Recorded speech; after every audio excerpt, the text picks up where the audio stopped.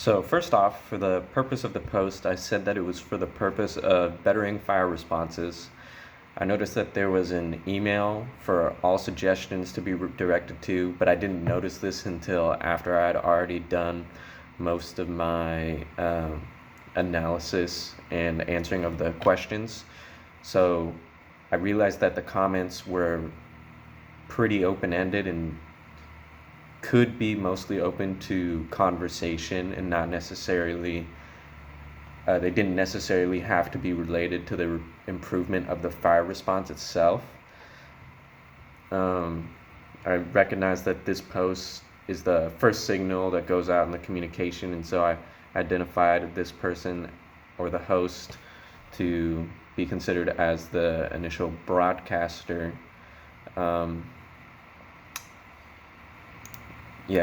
And what I said was the purpose of the post seemed to be to let the community know that the organization is working on creating a better response for the future, to future wildfires, and identified the reason or the expectation from the audience as being to offer suggestions and improvements based on their own experiences as to what could have been done differently to the fire response. But like I said, it seems like since there was an email posted specifically for suggestions, it seems as though that's not necessarily true and that it's pretty open-ended to what the comment section could look like. I noticed that the first responses were suggestive and kind of angry, and it was kind of hard for me to understand what was going on and to have a good idea of what they were suggesting until I got further into the dialogue. It seemed that there were a lot of unhappy people with the state's response to the fire, and that they were advocating for a local force as opposed to the state force. Most comments seemed to be very charged with anger, which is why I said that the conversation seemed to be a little bitter and that people seemed to be very upset. I also said that they didn't seem to be responding out of motivation to share their ideas, as well as what could be done differently in the future. But now I realize that those suggestions were meant for the email mentioned in the post.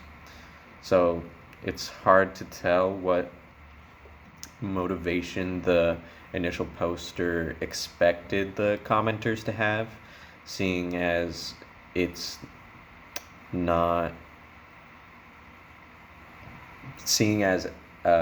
all of those suggestions were meant for that specific email inbox.